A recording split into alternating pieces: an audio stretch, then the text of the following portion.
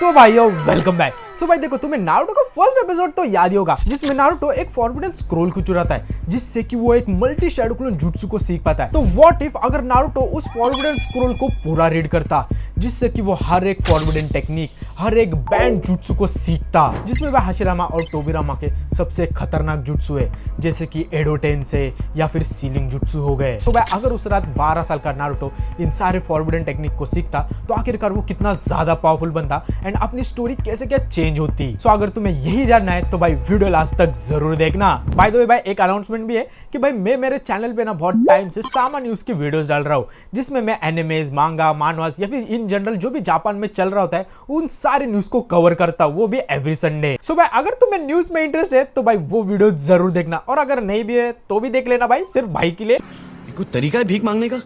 तो भाई अब जल्दी से अपनी वीडियो चालू करते हैं। तो भाई अब इसके बाद अपनी स्टोरी चालू होती है बिल्कुल ओरिजिनल की तरह, जहाँ पे मिजुकी नारुतो को येड़ा बनाता है और बोलता है कि अगर तू ये स्क्रोल चुरा कर एक जुत्सु सीख लेगा तो तू जरूर ग्रेजुएट हो जाएगा। एंड बिल्कुल ओरिजिनल की तरह इस टाइम अपना इरुका सेन से नारुतो को जंगल में ढूंढ रहा होता है। लेकिन भाई अब इस बार अपना नारुतो बस एक जुत्सु सीखने के बाद इरुका सेन से पकड़ा नहीं जाता, बल्कि नारुतो मन में सोचता है कि मैं अगर इतनी बड़ी सीक्रेटिव और इतनी ज्यादा फॉरबिडन स्क्रोल को चुरा ही रहा हूँ तो क्यों ना मैं पूरी की पूरी स्क्रोल को ही पढ़ लूं जिससे कि मैं सारे खतरनाक जुत्सु को सीख लूंगा। और भाई यही नारुतो का डिसीजन पूरा टाइमलाइन को चेंज कर देता है। और भाई यहाँ पे एक और इंटरेस्टिंग चीज भी होती है, जहाँ पे जैसे नारुतो अपना स्ट्रेस में आता है तो भाई उसका ना कुरामा का चक्र लीक होने लगता है। तो जब नारुतो स्क्रोल पढ़ रहा होता है तो उसमें से कुछ बेसिक चक्र सप्रेशन या फिर कंसीलमेंट सील्स नारुतो गलती से अपने ऊपर अप्लाई कर लेता है। तो इसका मतलब पता है क्या? इसका मतलब कि इरुका सेन से जंगल में अपने नारुतो की जो कैओटिक चक्र है ना उसे ढूंढ रहा होता है, पर इस बार भाई गलती से नारुतो ने वो चक्र सील पढ़ते हुए अपने ऊपर वो चक्र सप्रेशन अप्लाई कर दिया, जिसके कारण नारुतो का चक्र अब सप्रेस हो गया एंड इरुका सेंसे अब उसके ओरिजिनल चक्र से उसे ढूंढ ही नहीं पाएगा। तो ओरिजिनल में इरुका सेंसे को नारुतो को ढूंढने के लिए 2 से लगभग 3 घंटे लगते हैं,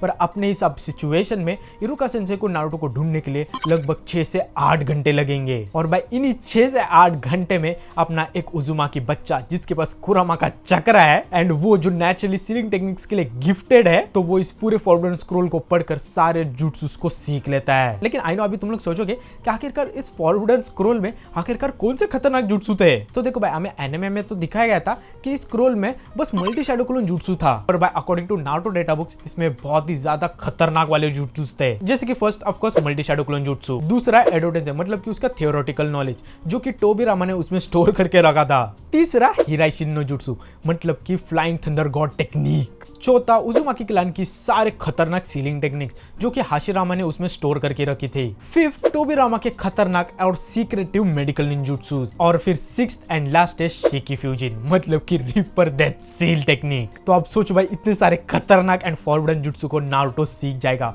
वो भी बस 12 साल की उम्र में एंड स्टार्टिंग में। लेकिन भाई देखो नारुतो ना तुरंत इन जुत्सु को मास्टर नहीं कर पाएगा, बल्कि वो थियोरेटिकल अंडरस्टैंडिंग और बेसिक एप्लीकेशन सीख जाएगा। पर स्टिल भाई वो एक उजुमाकी है जिसके वजह से वो सीलिंग टेक्निक्स में नेचुरली बहुत ही ज्यादा गिफ्टेड है। इसके साथ साथ उसके पास कुरामा का अनलिमिटेड चक्र भी है, तो इसके कारण वो बहुत ही जल्दी इन सारे खतरनाक जुत्सु को मास्टर कर लेगा। सो देखो भाई अब अपना नारुतो उस फॉरबिडन स्क्रोल में से सारे खतरनाक जुत्सु को सीख लेता है, जिसके बाद बिल्कुल ओरिजिनल के तरह इरुका सेंसे नारुतो को ढूंढ लेता है, जहाँ पे वो नारुतो को देखकर बहुत ही ज्यादा शॉक हो जाता है क्योंकि भाई उसने नारुतो को बस एक मस्ती करते हुए, एक प्रैंक करते हुए बच्चे के रूप में ही देखा है, जिससे भाई एक शैडो क्लोन बनाने में भी फट के हाथ में आती थी। लेकिन भाई इस बार इरुका सेंसे के सामने नारुतो एक मेडिटेशन पोज में है एंड वहां पे इरुका देख पा रहा है कि नारुतो का चक्र जो कि पहले बहुत ही ज्यादा अनस्टेबल और केओटिक होता था वो अभी बहुत ही ज्यादा स्टेबल्ड है। इसके साथ साथ नारुतो के अराउंड एंड ग्राउंड के ऊपर सीलिंग पैटर्न्स ग्लो कर रहे हैं। इसके बाद फिर बिल्कुल ओरिजिनल की तरह वहां पे मिजुकी पाउटे आता है, जहाँ पे वो नारुतो को बोलता है अच्छा नारुतो तूने एक जुत्सु तो सीख लिया ना, चल वो अब फॉरबिडन स्क्रोल मुझे दे दे। पर इस बार भाई नारुतो का रिएक्शन बहुत ही ज्यादा अलग होता है और सीधा बोलते हैं मिजुकी सेंसे मुझे इरुका सेंसे ने सच बता दिया है और मुझे पता है कि आपका असली मोटिव क्या है। और इस बार भाई बिल्कुल ओरिजिनल की तरह फाइट शुरू हो जाते, जहाँ पे नारुतो सिर्फ अपना multi shadow clone jutsu use करके मिजुकी को नहीं हराता, बल्कि इस बार नारुतो अपना जमीन के ऊपर हाथ रखता है और एक बेसिक पैरालिसिस सील एक्टिवेट करता है जो कि मिजुकी के पैर को पकड़ लेती है। इसके बाद फिर सारे क्लोन्स मिजुकी के ऊपर अटैक करते हैं, लेकिन इस बार इन क्लोन्स के पास भी सीलिंग टेक्निक्स की पावर होती है, जिसके बाद फिर नारुतो सेकंड्स में मिजुकी को पेल लेता है। और यही भी नारुतो की असली पर्सनैलिटी भी चमकती, जहाँ पे नारुतो चाहता तो बहुत इजीली वो मिजुकी को मार सकता था, पर उल्टा नारुतो से मारता नहीं, बस अपने सीलिंग टेक्निक से उसे सील करके बांध के रखता है। और नारुतो फिर बोलता है कि भले ही आपने इरुका सेंसे के ऊपर अटैक किया, पर फिर भी इरुका सेंसे ने हमेशा मुझे बताया कि बिना वजह किसी को भी नहीं मारना।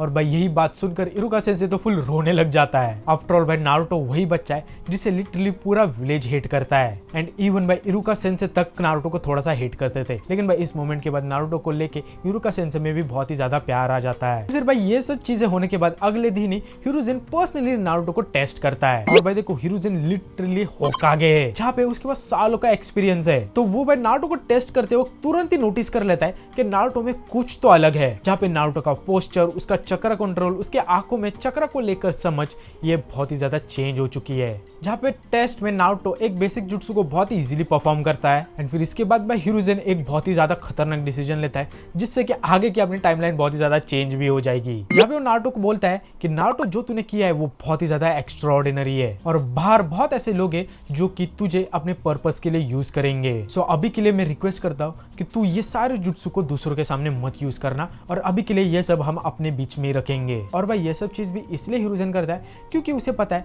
कि अगर ये सारी चीज डांजो को पता चल जाएगी तो डांजो नारुतो को अपने अनबू रूट्स में ले लेगा। जैसे कि हमने डांजो को पावरफुल शिनोबिस को सिलेक्ट करते हुए भी देखा है, जैसे कि इताची हो गया, काकाशी, साई, यामाटो, ये सब। लेकिन भाई देखो उस रात ना डांजो के अनबू रूट्स के मेंबर जंगल में एक अनयूजुअल चक्र फ्लक्चुएशन को डिटेक्ट करता है, जिससे डांजो को ये तो पता चल जाता है कि जंगल में कुछ तो हुआ है, एंड कुछ तो हिडन स्क्रोल को लेकर ही हुआ है। और इसके साथ साथ उससे ये भी पता होता है कि रिसेंट में नारुतो का एक स्पेशल टेस्ट भी हुआ था। सो भाई डांजो का पहले से ही नारुतो में बहुत ही ज्यादा इंटरेस्ट हाई था ड्यू टू कुरोमा, पर अब वो इंटरेस्ट 10 गुना बढ़ जाता है। इसके बाद फिर भाई बिल्कुल ओरिजिनल स्टोरी की तरह अपने नारुतो को टीम असाइन की जाती है, जो कि होती है अपनी टीम 7, जहाँ पे ओरिजिनल की तरह हिरुजेन काकाशी को टीम 7 का लीडर बनाता है, और काकाशी को एक स्पेशल इंस्ट्रक्शन भी देता है कि वो नारुतोस के एबिलिटीज को सीक्रेटली इवेल्युएट करे। फिर इसके बाद फिर भाई बिल्कुल ओरिजिनल की तरह अपनी बेल्ट टेस्ट होती है, जहाँ पे भाई हमने ओरिजिनल में देखा था कि नारुतो बिल्कुल भी दिमाग नहीं लगाता था और सीधा चार्ज करता था, जिससे कि नारुतो हर वक्त ट्रैप में फंस जाता था। लेकिन भाई इस बार नारुतो बहुत ही ज्यादा काम पोजीशन में है, एंड भाई नारुतो के इस रूप को देख इवन सासुके एंड साकुरा भी बहुत ही ज्यादा शॉक होते हैं। जिसके बाद फिर भाई टेस्ट फाइनली शुरू हो जाती है,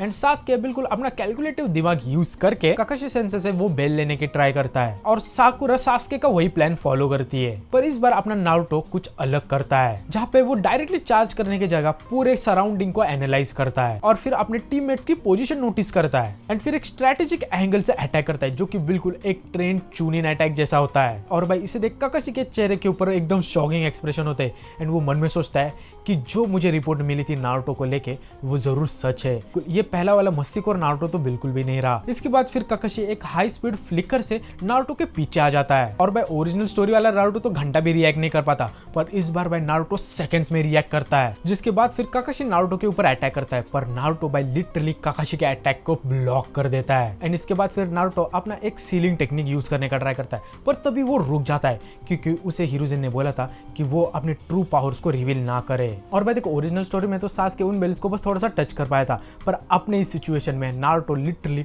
उन बेल्स को पकड़ लेता है, और फाइनली ये अपनी टीम 7 उस बेल टेस्ट को पास कर जाती है। तो मन में सोचते हैं कि आखिरकार ये नारुतो का बच्चा इतना ज्यादा होशियार कब से हो गया। इसके बाद फिर बिल्कुल ओरिजिनल की तरह काकाशी और टीम 7 जाती है land of wave arc mission पे, जहाँ पे इस मिशन में जाते ओरिजिनल में कैसे टीम 7 को वो पानी का पडल नोटिस नहीं होता। इस सिचुएशन में नारुतो उस पानी को देखकर नोटिस कर लेता है कि इधर कुछ तो गड़बड़ है, क्योंकि बारिश नहीं तो आखिरकार ये पानी कैसे है, और वो तुरंत ही काकाशी सेंसे को हिंट दे देता है, जिससे कि काकाशी सेंसे अलर्ट हो जाते हैं। एंड फिर जैसे डीमन ब्रदर्स उनके ऊपर अटैक करते हैं तो काकाशी सेंसे इजीली उन्हें हैंडल कर लेता है। एंड बाय ओरिजिनल में तो वो डीमन ब्रदर्स नारुतो के ऊपर अटैक करते हैं, जिसके बाद सासुके नारुतो को बचाता है एंड फुल ओरा फार्मिंग करता है। पर इस बार भाई जैसे ही डीमन ब्रदर्स अपने नारुतो के ऊपर अटैक करते हैं तो नारुतो भाई उन्हें पेल कर रख देता है, और इसे देख भाई सभी लोग शॉक हो जाते हैं। फिर इसके बाद फिर आता है फाइनली जाबुजा, और भाई ओरिजिनल में तो इस फाइट के वक्त जाबुजा ने काकाशी सेंसे को वाटर प्रिजन में ट्रैप करके रखा था, और फिर नारुतो एंड सासुके ने दोनों मिलकर एक शैडो क्लोन जुट्सु से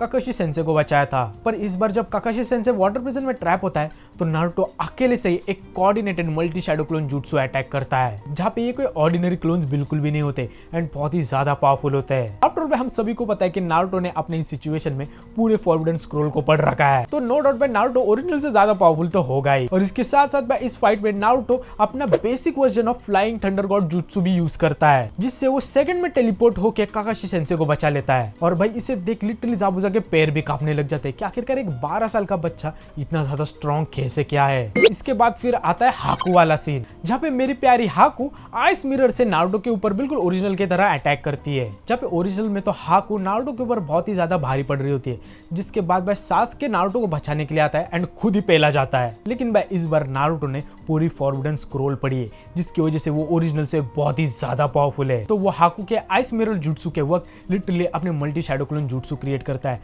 इसके साथ साथ basic version of flying thunder technique भी यूज करता है, जिससे कि वो हाकू के सारे अटैक को डॉच कर लेता है एंड फिर अपने सीलिंग टेक्निक से हाकू को सील करके रख देता है। एंड भाई ओरिजिनल में अपना काकाशी चिदोरी यूज करके जाबुजा के ऊपर अटैक करता है, जिस वक्त भाई हाकू वहां पे आती है, जिसकी वजह से फिर हाकू मारी जाती है। और भाई अपनी सिचुएशन में जैसे नारुतो हाकू को सील करता है तो तुरंत ही अपने basic version of flying thunder technique का यूज करके जाबुजा को दूसरी तरह टेलीपोर्ट कर देता है, जिससे कि भाई जाबुजा काकाशी के चिदोरी से मरने से बच जाता है। और भाई फिर अपनी सिचुएशन में जाबुजा एंड हाकू दोनों जिंदा बचते हैं, जबकि ओरिजिनल में जाबुजा एंड हाकू दोनों मारे गए थे। वेल भाई फिर इस लैंड ऑफ वेव आर्क के बाद अपनी टीम 7 फिर से विलेज आती है। लेकिन भाई विलेज आते वक्त सास्के के दिमाग में यही चल रहा होता है कि आखिरकार ये नारुतो इतना ज्यादा पावरफुल कैसे हुआ, और वो अंदर ही अंदर बहुत ही ज्यादा गुस्सा हो रहा होता है एंड सोच रहा होता है कि उसे कुछ भी करके नारुतो से ज्यादा पावरफुल बनना ही है। इसके बाद फिर भाई बिल्कुल ओरिजिनल की तरह फाइनली आ जाता है अपना चूनिन एग्जाम, जहाँ पे भाई बिल्कुल ओरिजिनल स्टोरी की तरह अपने फॉरेस्ट ऑफ डेथ के मिशन के वक्त अपने टीम 7 के ऊपर रेन गेनिन एम्बुश कर देते हैं। जहाँ पे ओरिजिनल स्टोरी में तो ये रेन गेनिन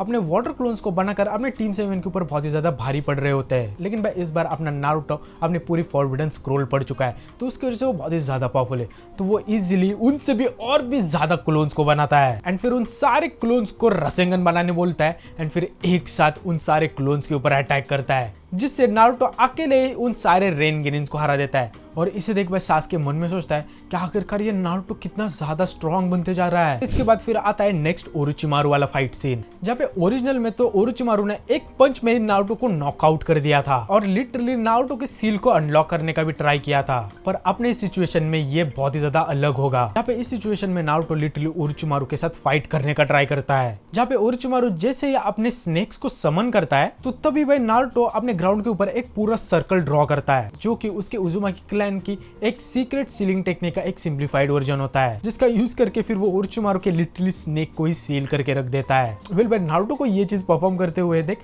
नाक्षत के ओरोचिमारू के फेस के ऊपर तो भाई बहुत ही बड़ी स्माइल आ जाती है और मन में सोचता है कि ये नारुतो जिसके पास कुरामा का चक्र है, इसके साथ साथ उजुमाकी क्लैन के सीक्रेट सीलिंग टेक्निक्स की नॉलेज भी है, और अगर ये बच्चा मेरे कंट्रोल में आ जाए तो मेरे तो मजे ही मजे है। जहाँ पे भाई अब इस बारी सिचुएशन में ओरोचिमारू को सास्के से ज्यादा नारुतो में ज्यादा इंटरेस्ट होता है, जिसकी वजह से वो नारुतो को सबसे पहले कर्स सील से मार करता है। पर भाई वो कुरामा का चक्र की वजह से नारुतो इजीली हील हो जाता है। पर इसके बाद भाई ओरोचिमारू लिटरली नारुतो के ऊपर अटैक करता है। एंड भाई देखो इवन दो नारुतो ओरिजिनल से ज्यादा पावरफुल है, जहाँ पे उसने फॉरबिडन स्क्रोल से बहुत सारे टेक्निक सीखे, पर स्टिल भाई ओरोचिमारू तो ओरोचिमारू है, जहाँ पे उसके पास सालों का एक्सपीरियंस है, तो वो भाई खतरनाक के ऊपर खतरनाक अटैक नारुतो के ऊपर करता जा रहा होता है। और नारुतो ये भी देखता है कि उसके सारे दोस्त सास्के एंड साकुरा दोनों बहुत ही ज्यादा इंजर हुए होते हैं। तो इस वक्त भाई नारुतो को कुछ भी समझ नहीं आ रहा होता है, क्योंकि भाई ओरोचिमारू लिटरली इन तीनों को मार देगा।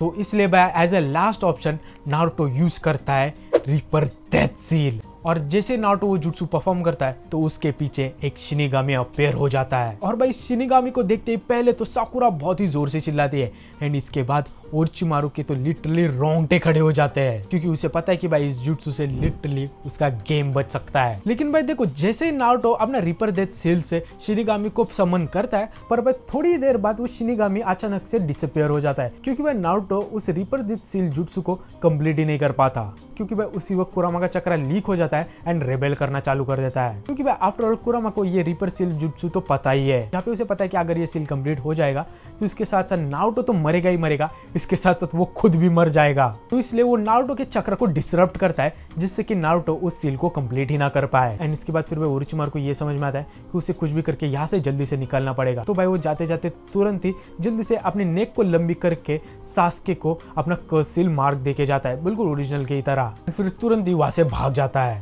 फिर भाई ये सब के बाद बिल्कुल ओरिजिनल की तरह अपनी टीम 7 टावर के एंड में पहुंच ही जाती है। इसके बाद फिर भाई फाइनली फाइट शुरू हो जाती है नेजी और नारुतो के बीच में, जहाँ पे ओरिजिनल में तो भाई नारुतो अपने कुरामा के चक्र की हेल्प से नेजी को बहुत ही गंदा पीटता है एंड ऐसे जमीन से उसके ऊपर धप्पा कर देता है। पर भाई अपने सिचुएशन में नारुतो कुछ तो अलग करता है। जब पे जैसे ही नेजी नारुतो के सारे चक्र पॉइंट्स को ब्लॉक कर देता है तो नारुतो लिटरली अपनी सीलिंग टेक्निक का यूज करके अपने बॉडी के सारे चक्र पॉइंट्स को अनब्लॉक कर लेता है। लेकिन भाई इसके बाद फिर नेजी और खतरनाक अटैक करता है नारुतो के ऊपर, जिससे नारुतो अपना जमीन के ऊपर गिर जाता है एंड नेजी उसे बोलता है कि तू एक नंबर का लूजर है, तेरी हिम्मत भी कैसे हुई कि तुम मुझे हरा पाएगा। और फिर ये भी बोलता है कि आखिरकार तुझे ये लगा भी कैसे कि तू सिर्फ हार्ड वर्क से मुझे हरा पाएगा। और फिर भाई इसे सुन नारुतो बहुत ज्यादा गुस्सा हो जाता है एंड खड़े होकर बोलता है कि मैं तुझे कभी भी माफ नहीं करूंगा नेजी, आखिरकार जो तूने हिनाटा के साथ किया था और जितना तूने उसे इंजोर किया था उसके लिए तुझे कभी भी माफी नहीं मिलेगी। और उसके बाद भाई नारुतो लिटरली बहुत ही ज्यादा गुस्सा हो जाता है